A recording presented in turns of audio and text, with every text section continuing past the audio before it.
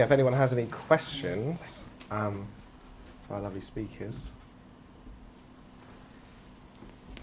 Hi, I'm Sam, I'm Sheeha. I'm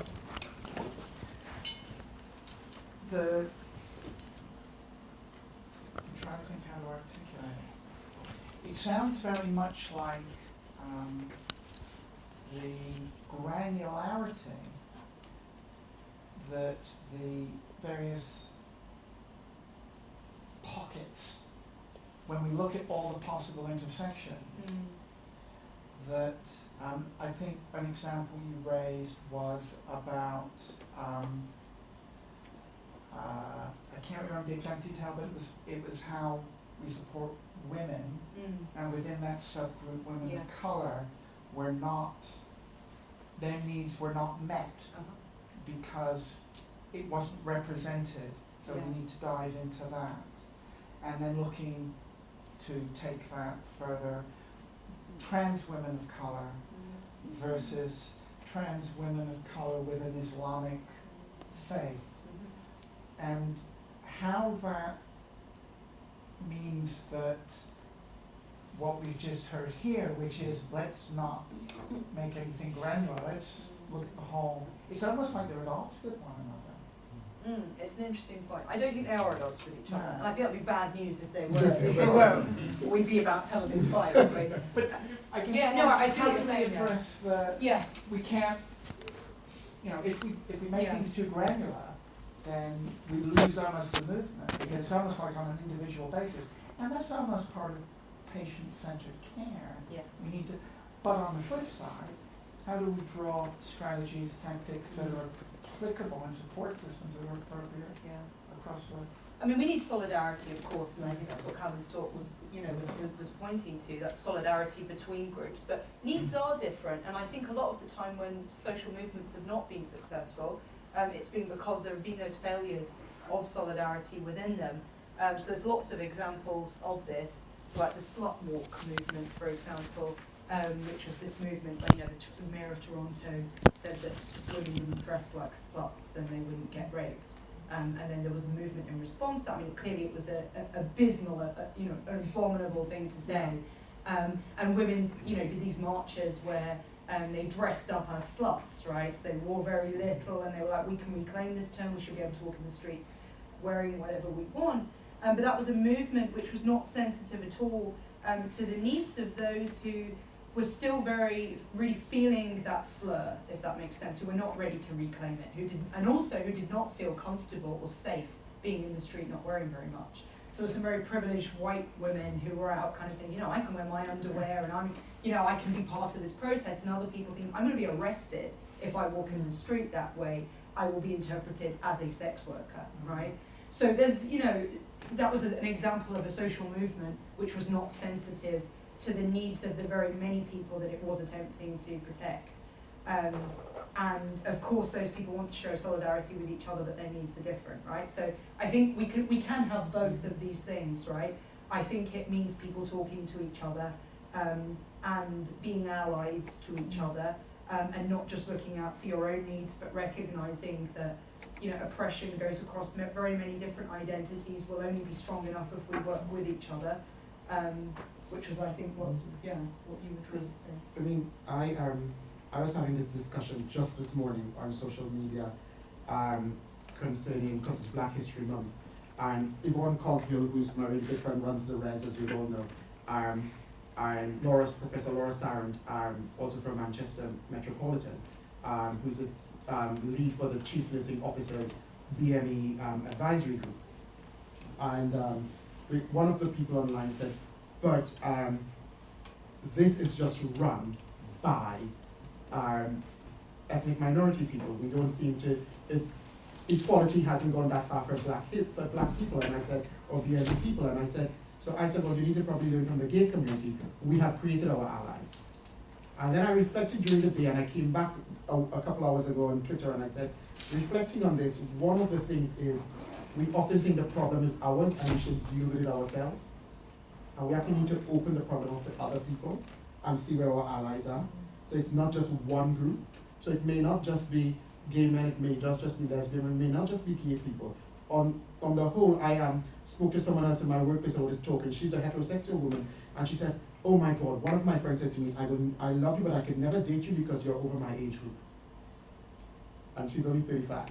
And he told her she's over it. So I guess it's where you find your allies, and we need to look at that and come back again to what you're saying, how we do support groups, etc. I'm not sure anybody else thinks in the audience.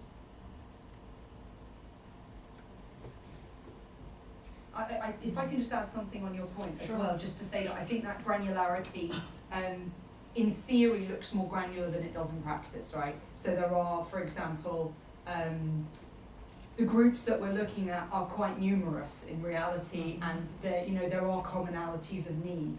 I'm not saying this goes so granular that each individual needs something completely different to everybody else. There are clearly patterns within this, and I think it's being attentive to those patterns.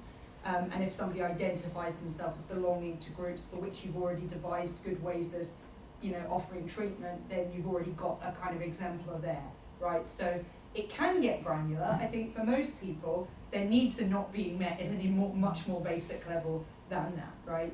And the example that I referred to that you couldn't quite remember, actually, just to be clear on that, was domestic violence services for women of colour, and the example there is in the United States, where there was such an attempt to be, this is going back a couple of decades now, but there was such an attempt to be sensitive to not portraying black men as being violent, because that's how the newspapers and the TV portrays black men, that actually statistics taken from black communities regarding domestic violence were being suppressed, which meant that black women within those communities who were experiencing domestic violence, their voices were just being completely shut down.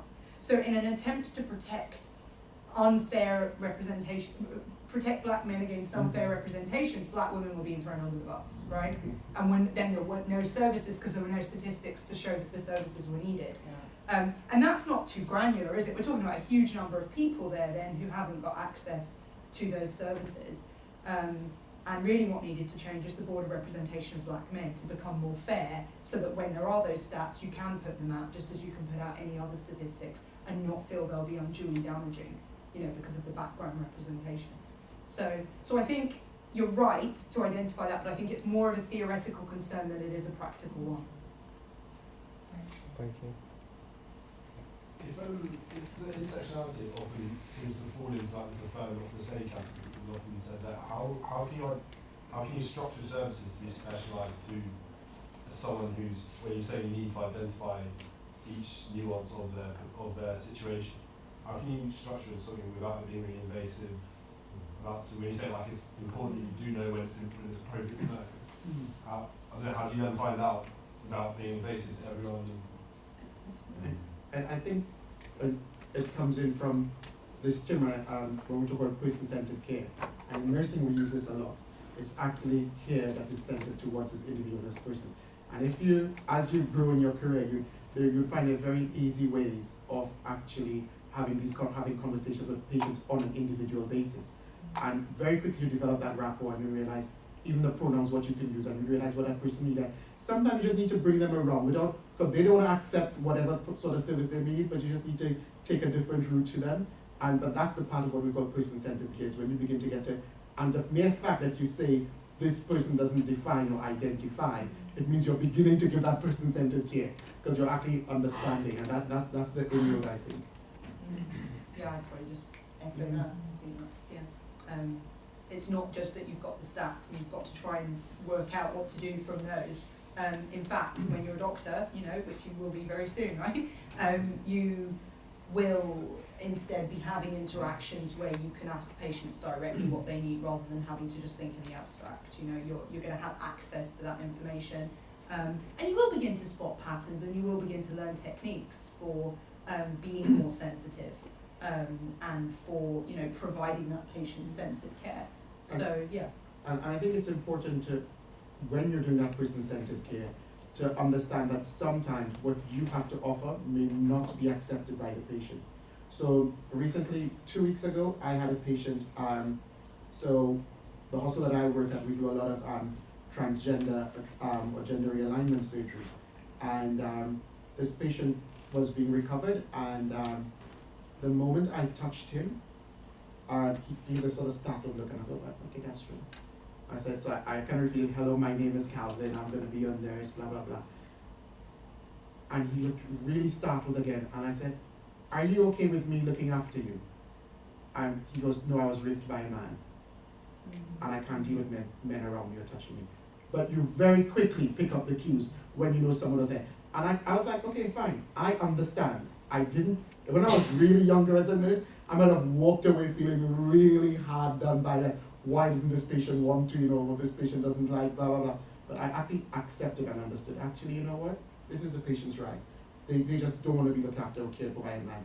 But nowhere in the medical history or the social history was it ever disclosed that he was raped. Only now it came up when he had to have that real one-to-one interaction with another man. So it's quite interesting, you'll get those as you come along your career as well. I've got a question. Mm-hmm. Right, or do you want to go first?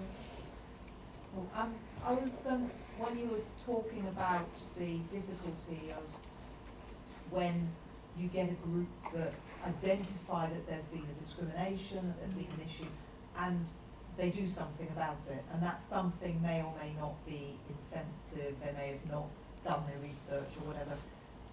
Can there be the danger that people feel paralysed by that, and they either think, well, if I do something, it will probably be wrong, it will probably, we might get the nuances right, we'll upset this other group, or maybe not even identify who that might be, or people saying, well, you women went out and did that walk, but you weren't thinking about that, so that somehow almost negates the value of their protest, and it being used also as a tool against them. So you end up with a paralysis with people thinking, well, we can't have this event because we're not sure whether we're being inclusive enough in the way we Yeah, I see what you're saying. I hope that, I don't see that need, I can see how you're conceiving that might happen. In reality, there's no reason why that needs to happen, because the way that you guard against it is by always organising, representing all of the groups that you want to represent, and not attempting to guess what they might want, but talking, right? And with the slut walk movement, it would have been really useful if in those organising meetings they had reached out to local Muslim groups, to groups of sex workers who were organising together, and that they had brought representatives along and done what they could to facilitate a meeting where everybody could speak and everybody could kind of give their views. And I think had they done that, rather than as a group of predominantly white middle-class women assuming they could speak for all women, which was what they did. And that's kind of a mistake that gets made a lot, because that's the history of it, to be honest. That's the history of feminism to a large extent, and I think people just fall into that habit, and which isn't to excuse it, it's not excusable. So I think to guard against that, because it would be terrible if we felt we couldn't do anything, and I think most of us don't feel that way. We just feel that we've got to constantly keep dialogue open and make sure that, and again, even the way I'm talking about it, I'm saying it as though the white ones are the organisers and they just have to talk to some other people and get, that's not what I mean at all. What I mean is it has to genuinely be led by a diverse group of people who have access to all the resources that they need to lead it as well, because you can expect that a group of white middle class women are going to have more resources in terms of the flyers they can put out, room bookings, things like respectability, the kind of politics of respectability, and that they're going to have more access to that than other groups might. So it's about sharing those resources, it's about allowing people who want to speak the prominence that they need and the platforms that they need to do that. So I think as long as those conversations are happening and it's genuine allyship, that needn't happen, because it won't be guesswork. So if it is guesswork, of course you're going to be worried that you guessed wrong, right? But I think it shouldn't be guesswork. And I think, in terms of health infrastructure, there's enough kind of resource around for people to be able to make sure that those voices are represented. I hope, anyway. So it's actually that sense that if you identify that you may be discriminated against in one area, it's also be aware of your privilege at the same time. So you're not so taken up with the discrimination, which may be perfectly real, but actually within that discrimination you still may be privileged. Absolutely. And share and recognising what you can do about privilege. And the best thing you can do with privilege is share it, right? And so if you've got some privilege, is to find a way to make that work for somebody else. So for example, if you get a speaking invitation at a prominent place and there's somebody else who's not getting those speaking invitations but has something really important to say to the organisers, actually there's someone better who can do this, and pass on that opportunity to somebody and give them that prominence. Do you see what I'm saying? So that's a way of getting, so I think you're absolutely right, not just thinking about that, but thinking about, if I'm privileged, what can I do here to make sure I'm passing some of that on and I'm being an ally. Yeah. And I think that's just one line. It's really important to understand that as healthcare workers and professionals, we need to be political. And how do we become political? Because a lot of times we just sit back and accept what the general rule is, and we need to look at how we become more political. I was going to ask, how do you become more conscious and challenge your unconscious bias? Wow. How do you become more conscious? I think it comes up to probably one of my slides when you begin to understand your stigma and where you see things and how you see things. I mean, I still hold certain, biases within myself, and I have to realize, no, Calvin, this is not how you do it. You need to keep this open mind, and I just being aware that it's there, and how you treat everyone as equal at the end of the day. So if it was the situation, yeah, there may be people. I remember recently, one of my friends said, oh, and the guy on the panel said, if I had seen his Grindr profile before, I would have definitely appointed him. And I was like, really? That happened? You should have pulled him up on that. That's not what we do, but that's how people see things and do things. So I think it's really being aware. And these conversations happen, believe you me. It's just we don't always hear about them. And if you do social media for professional development the way I do, you actually find those conversations happening, and you think like, oh my God, it's actually happening in an open space as well. So it's really important, I think, to approach everything as non-judgmental as you can. Think of those protected characteristics and, am I discriminating against them? Am I allowing what I like to be influenced here rather than, it's just like when you're doing data analysis, or your patient diagnosis, am I looking objectively at the presentations that's in front of me? I think that's one way of it. And I think actually there's a lot of places now which are, where they're introducing that. So prior to an interview panel doing their work, they all have to have implicit bias training. So that when they go into that interview room, that's really foremost in their mind. I have biases, I am very likely to act upon them unless I'm actively thinking about it. So rather than just having it sort of 6 months before and then everybody forgets about it, having it directly before so that you sit in that interview room and you're thinking about it. And it's just coming back to your slide about people who, from BAME groups who weren't disclosing. In equal opportunities monitoring, I know a lot of my friends and colleagues who are nurses, they say, I will never fill out that form because they're going to prejudice me against getting the job or not. And that's the belief a lot of people have. And it's coming back to understanding what people believe and how we mitigate those as well as part of our greater challenge. And it's the same that's going to happen with our patients. They're going to tell us, I'm never going to tell you that because, you're going to hold that against me. And that's one of the reasons why we can't collect the data we need, where people still feel that, they're going to be prejudiced by that. And unfortunately, if you aren't counted, you don't count. Yeah. So I don't know, I think that might actually run out of time there. But thank you very much again to our speakers for coming along.